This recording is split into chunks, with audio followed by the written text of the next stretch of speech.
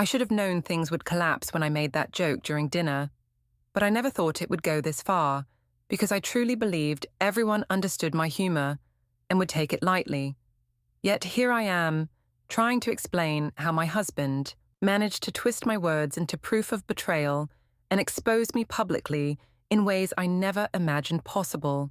My name is Clarice Morton, and I am 34 years old, working as an office administrator who always prided herself on being witty, charming, and above all, clever when handling people and situations. My husband Ethan is 36 and has worked steadily in construction management, providing us with a comfortable suburban home for our 2 children, Lila, who is 9, and Owen, who is 6. For years I convinced myself I was the one who kept things interesting, while Ethan just quietly carried responsibility and routine that I often dismissed as dull and predictable.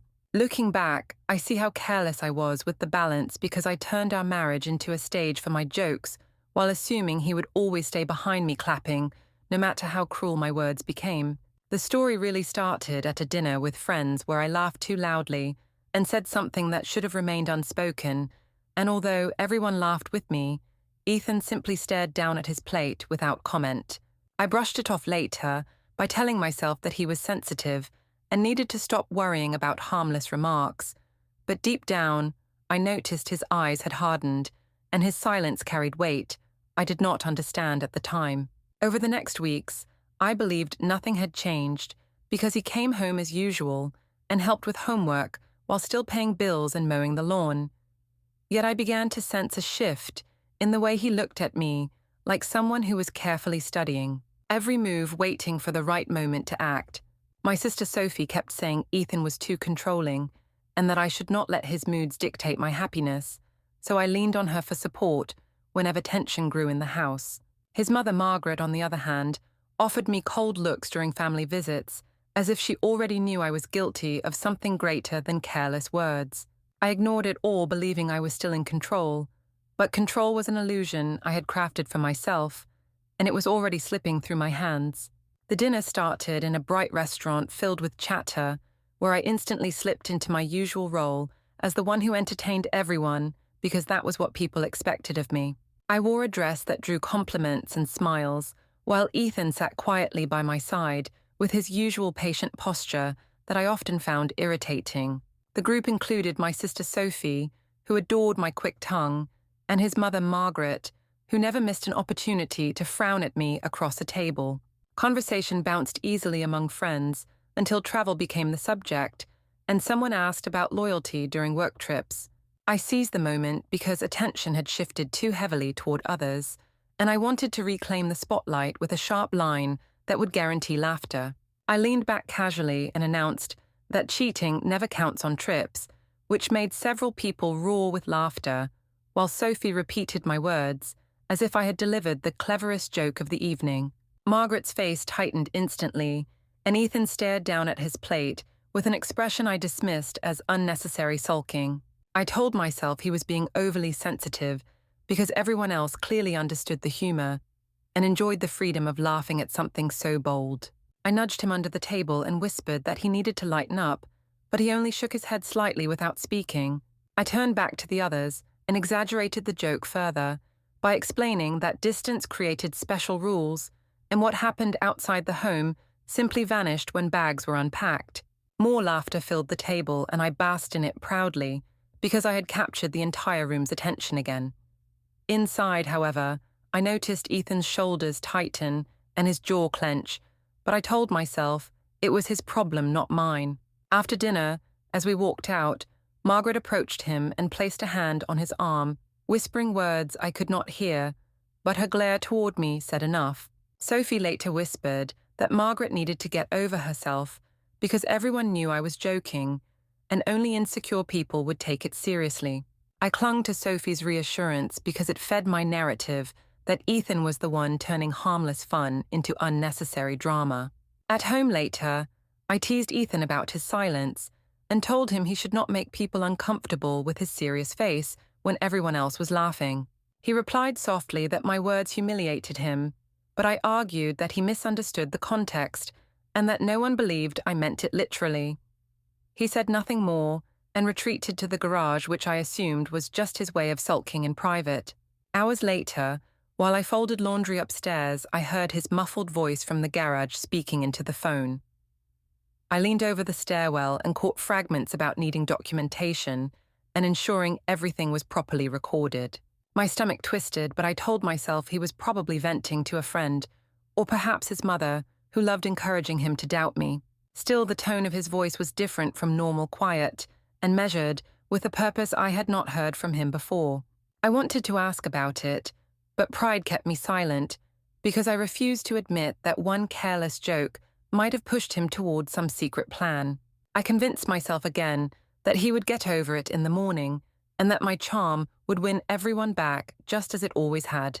Yet deep down, I carried an unease I would never admit aloud because I felt for the first time that Ethan was no longer merely absorbing my words, but quietly preparing to respond in ways I could not anticipate.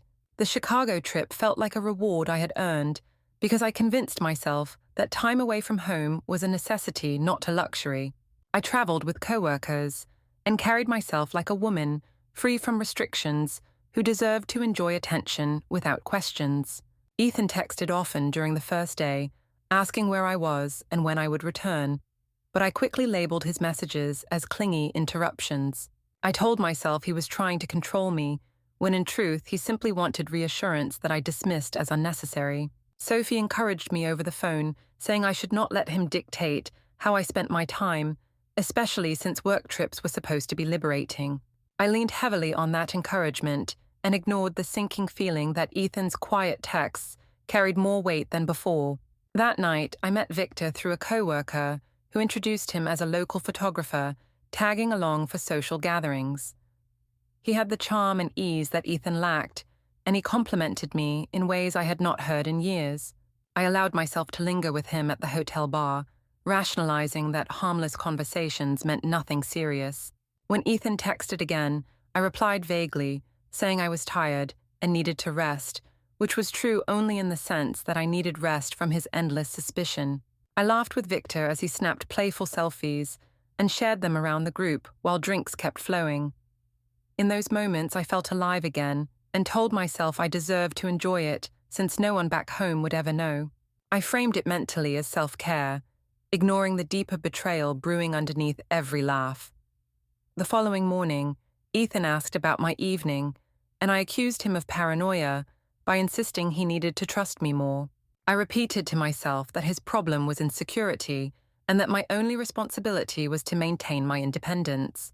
Margaret called later, checking on the children, and I imagined her suspicious eyes scanning my every word, so I kept my answers short and sweet. Meanwhile, Sophie messaged me saying I was lucky to be away because home always became suffocating when men demanded explanations. Her support fueled my narrative that I was the victim of unreasonable expectations, not the one creating fractures. That evening, Victor shared a group picture online showing everyone laughing in the hotel lounge. But what none of us noticed immediately was the reflection in a glass wall behind him. My face was clearly visible, leaning far closer to him than anyone else should have considered normal. I saw it hours later when scrolling idly, and my stomach clenched because the evidence was out there for anyone to see. I hurried to check if Ethan had viewed it and nearly dropped my phone when I saw that he had not only viewed it, but also pressed like without leaving a comment. That simple silent gesture felt heavier than any confrontation because it meant he had seen enough to confirm his suspicions, and yet he chose to remain calm. I told myself again that he would never act because he always avoided conflict, but a quiet dread began crawling through me that I tried desperately to push aside. I convinced myself once more that it was all harmless fun, and that Ethan's silence would eventually fade just like before. Still deep down, I recognized something different in that single action because it carried the weight of patience and planning that I had never credited him with before. The neighborhood cookout arrived on a warm Saturday evening, and I walked in, determined to reclaim control of the story, because whispers had already reached me from coworkers who saw the photo online. I dressed carefully in bright colors so that people would notice me first, and not Ethan, who preferred blending into the background. The backyard was crowded with families grilling food, while children ran across the grass, and laughter rose from different corners. I knew this was my stage, and I was ready to prove that nothing was wrong in my marriage, because appearances mattered more than truth. Ethan stayed near the grill with a couple of men, while I mingled with women who were eager for gossip and updates. I launched into my usual stories about work and life, sprinkling sarcasm over Ethan's quiet nature to make people laugh. I joked that he was the boring type who barely spoke, and that traveling with him was like carrying luggage without wheels. The women laughed nervously, but I interpreted their hesitation as envy, not discomfort, because I wanted to keep my place as the boldest voice in the group. Sophie stood nearby, nodding at every remark, and telling others that Ethan was too sensitive to handle jokes, which gave me confidence to continue. Across the yard, I saw Margaret sitting stiffly, with folded arms glaring at me as though every word I spoke confirmed her worst beliefs about me. I smiled brightly in her direction, and then told the group that Ethan still had not forgiven my harmless trip joke, which of course made everyone laugh again. I felt powerful in that moment, convinced that I had turned potential criticism into another chance for admiration. Yet I could not ignore the way Ethan stood silently, with his head slightly lowered, as though he was deliberately allowing me to humiliate him. When the evening ended and guests began leaving, I walked inside, expecting the usual sulk, but instead found a folder on the kitchen counter labeled Exhibit A. My heart thudded as I opened it and saw printouts of screenshots including Victor's selfie with my reflection and several of my vague text replies. Ethan's handwriting filled the margins with dates and notes like a case being quietly built. I felt my breath catch, but quickly told myself he was bluffing because he would never dare follow through with something so formal. I reminded myself that Ethan avoided confrontation and that this was just a performance designed to scare me. I closed the folder and hid it beneath magazines, determined not to give him the satisfaction of seeing me rattled. That night, when he walked past me without speaking, I told myself again that silence was weakness and that he would eventually come back to me like always. Still, as I lay in bed, I could not shake the image of that folder and the calm, methodical way he had written everything down. It felt less like anger and more like preparation, and for the first time, I wondered if Ethan was not trying to fight me at all, but instead preparing to end the game on his terms. The days following the cookout felt heavier than I expected because the folder remained hidden beneath magazines, yet the thought of it burned in my mind like a glowing coal. At the office, whispers grew sharper, and I caught co-workers glancing at me before lowering their voices, which told me the photo had traveled further than I admitted aloud. One woman asked if Ethan was upset about my trip joke, and I forced a laugh while insisting he was simply overreacting as usual. I spread the story that he was trying to control me and that he exaggerated everything, which earned a few nods, but also skeptical stares.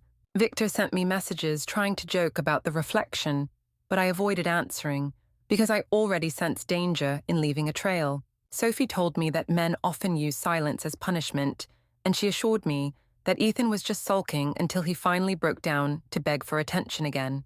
Her words gave me comfort, but each night Ethan came home and moved around the house with measured calmness that unsettled me more than shouting ever could.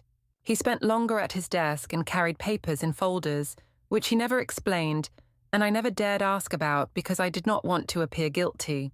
Margaret appeared one afternoon in the driveway when I returned from errands, and she confronted me with eyes blazing as she told me Ethan deserved better.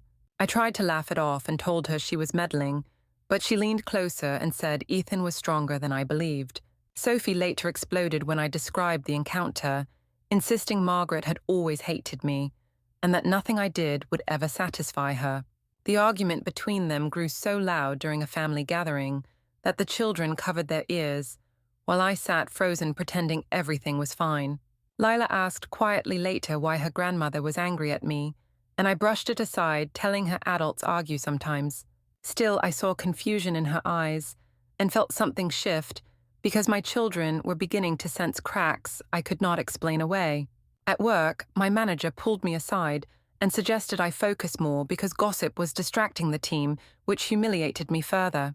I went home that evening determined to reassert control, only to find Ethan standing in the doorway with a tall man carrying a leather briefcase.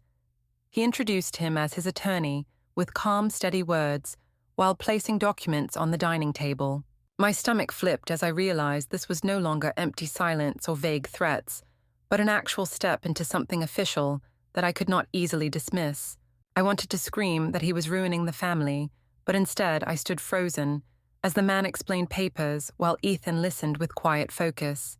I felt rage and fear twist together because the game I thought I controlled was slipping entirely into his hands. The presence of Ethan's attorney shattered whatever illusion of control I thought remained, because the sight of formal papers on our dining table made everything suddenly real. I had always assumed Ethan lacked the will to confront me directly, and that his silence was weakness, but I realized now his calmness had been deliberate preparation. The attorney explained details about separation and custody, while Ethan nodded without looking at me once, and the coldness of the process frightened me more than any argument ever had. I tried to argue that Ethan was being manipulated and told him he was destroying our family over a joke that had been blown out of proportion, but he did not respond, and instead signed where the attorney indicated. My words felt powerless against the heavy sound of a pen scratching across legal pages. I attempted to frame myself as the victim and insisted that his mother Margaret had poisoned him against me, but Ethan remained steady, as though my voice carried no weight anymore. I told myself he was bluffing with paperwork designed to scare me into obedience, yet the attorney's presence left no doubt this was genuine. Sophie continued to reassure me privately that Ethan was only trying to scare me, and that he would eventually realize divorces are messy and expensive, but I sensed deep down that he was prepared for all of it.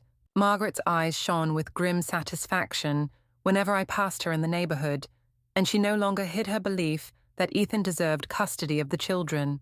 I tried leaning on friends for sympathy, but many of them avoided eye contact or changed the subject because they had already seen the evidence Ethan quietly shared. The folder labeled Exhibit A had multiplied into organized collections of screenshots, travel records, and copies of receipts that I had not even realized I left behind.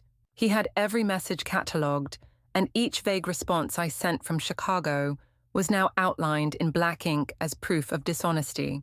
The most humiliating blow came when Ethan began posting pieces of evidence online, not in angry rants, but in calm statements accompanied by photos. He shared the hotel group picture with the reflection circled and added nothing except a date and location.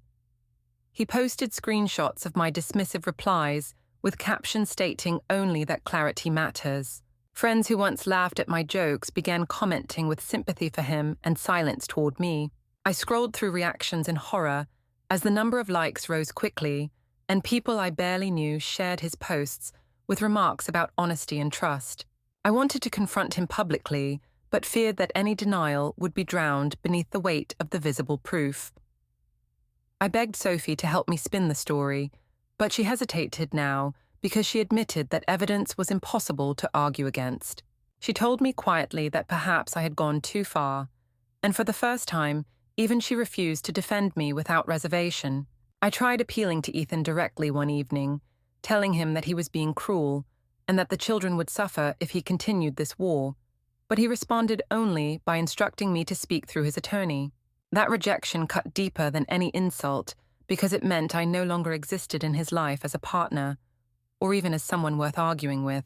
Lila and Owen sensed the shift immediately because they began clinging to Ethan during exchanges and avoiding my eyes when I attempted to assure them nothing was wrong.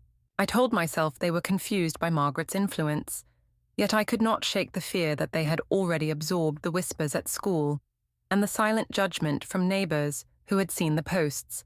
Each night I lay awake staring at the ceiling, replaying every word I had spoken at that dinner and every decision I had made during the trip.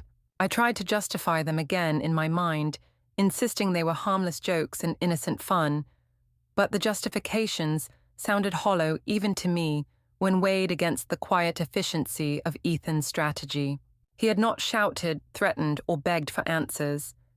He had simply gathered proof and placed it neatly before the world, leaving no space for my charm or deflection. I realized then that lawful revenge carried more devastation than rage, because it removed the drama I depended on and replaced it with undeniable truth. The process was moving forward regardless of my resistance, and each new document I received confirmed how little control I still held.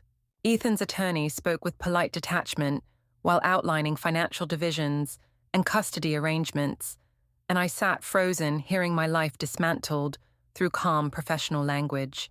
Every attempt I made to stall or twist the narrative collapsed under the weight of receipts that Ethan had collected with patient precision. What frightened me most was not the evidence itself, but the fact that he had planned it silently while I laughed at his supposed weakness. Now the laughter was gone, and only his steady silence remained, and that silence carried more power than I ever imagined. The final stage arrived with the weight of inevitability, because Ethan no longer acknowledged me as a partner, but only as someone tied to him through paperwork and children. The house felt colder each day, not because he raised his voice, but because he moved through the rooms with the calm certainty of a man already finished with me. Every attempt I made to confront him dissolved against his refusal to engage directly, and he insisted through his attorney that any matter must be communicated formally. I told myself that he was hiding behind legal language, yet deep down I recognized that he had seized control completely. Sophie tried one last time to console me, saying Ethan would eventually regret humiliating me publicly, but even her words lacked conviction, and she could not offer strategies against evidence that everyone had already seen. Margaret walked past me at a school event with a brief nod, and her silence carried the finality of victory more than insults ever could. The children stayed close to Ethan, holding his hands and laughing with him, while offering me only strained smiles that revealed confusion and distance. Teachers glanced at me with polite sympathy, while clearly understanding the rumors that spread through the community after Ethan's quiet online campaign. He never once ranted or insulted me on the internet, but simply posted another photo, another screenshot, another receipt, until no one could question his version of events. Each image came with a date and a caption so minimal that it felt surgical rather than emotional. Friends who once laughed with me at parties now avoided my gaze, because to acknowledge me would mean aligning themselves against undeniable proof. I scrolled endlessly through his posts, watching the shares, and supportive comments multiply, while my own defenses remained unsaid, because I knew they would be drowned by the tide of truth. I wanted to scream that it had all been a misunderstanding, or that humor should not be taken literally, but I understood that my words would sound empty against the images on the screen. The legal documents arrived steadily, outlining custody schedules and financial arrangements with cold precision. I tried to tell myself that Ethan was still bluffing, but the signatures and stamps on every page left no room for fantasy. He had already moved forward in every way, while I remained stuck repeating excuses to myself. Lila asked me one evening why people at school whispered about her mother, and my throat tightened as I tried to invent reassurances, but she turned away and climbed into Ethan's lap. Owen clung to his father at bedtime and asked if things would change, which forced me to listen to Ethan's calm voice, telling him that everything would be fine because honesty always wins. I hated that word in his mouth because it stripped me of every defense I had ever used.